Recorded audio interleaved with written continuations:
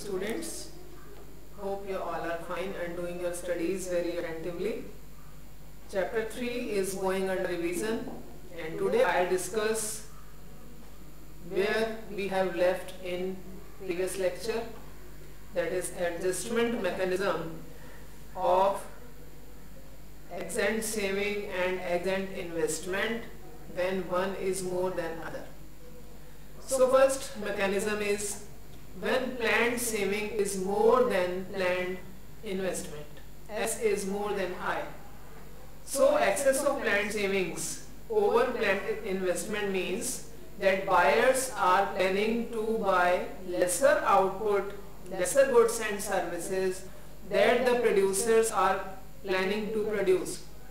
This will result in unplanned inventories or stock. Consequently, AD falls short of AS due to excess supply resulting from the stockpiling of unsold goods or unintended inventories. The producers will cut down employment and level of output, and national income will fall, and as a result, planned savings will start falling until it becomes equal to planned investment. And second adjustment is when exempt saving is less than planned investment. When saving is less than investment, it indicates that buyers are planning to buy more goods and services than producers are planning to sell or produce. This will result in unplanned reduction in the inventories of unsold stock. It is a situation of AS falling short of AD. This will induce the producers to produce more, to expand production, to meet the excess demand. And as a result, national income will increase, which in turn will lead to higher savings, and planned saving will start rising until it becomes to planned investment. Next is determination of equilibrium level of income. AD is equal to AS approach. So national income in an economy is in equilibrium at that level at which aggregate demand equals to aggregate supply. And there is also an adjustment mechanism when AD is more than AS or AS is more than AD. Same process follows as I have told you just now. When AD is more than AS, it means planned expenditure is going more, buyers are buying more and spending more on goods and services. AD is more, producers in inventories in hand will fall below the desired level. To meet the excess demand, production will be increased till AS rises to become equal to AD. And when AD is less than AS, it indicates that planned expenditure by buyers in the economy is less than situation, less than what producers are planning to produce. In such a situation, there would be excess supply of goods and services, and there will be an unplanned inventory of goods.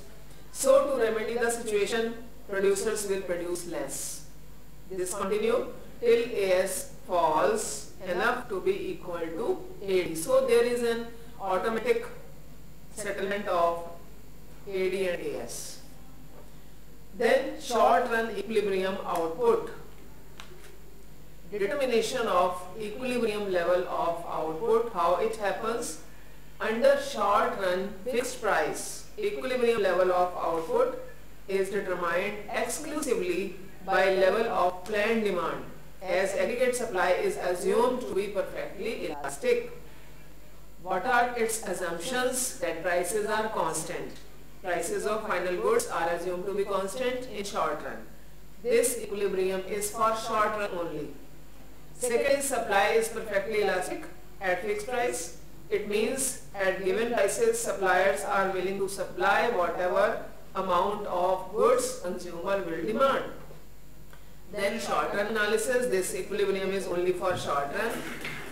And two-sector economy, it is assumed that only this equilibrium is in a two-sector economy, that is household and farms. Under such circumstances, equilibrium output will be exclusively demanded by level of aggregate demand, and aggregate demand is constituted by only two factors, C and I, consumption expenditure and investment expenditure. One more important term Keynes has given us, that is effective demand.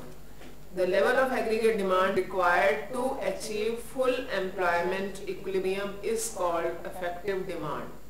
Simply put, aggregate demand is the point of equilibrium where AD is equal to AS. That is called an effective demand. The level of demand where AD is equal to AS, it is called effective demand. It refers to that level of demand which is met by the corresponding supply, so that there is no tendency on the part of entrepreneurs to either expand or contract production.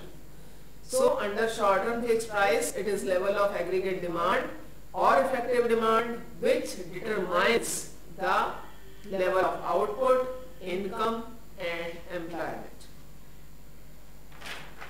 And students, some numericals are given in the chapter to derive consumption expenditure, investment expenditure or income.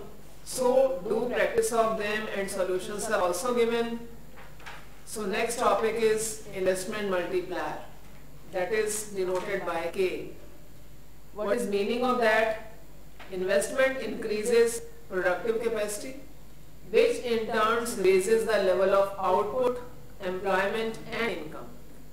When investment increases by a certain amount, aggregate income also becomes a multiple of that investment.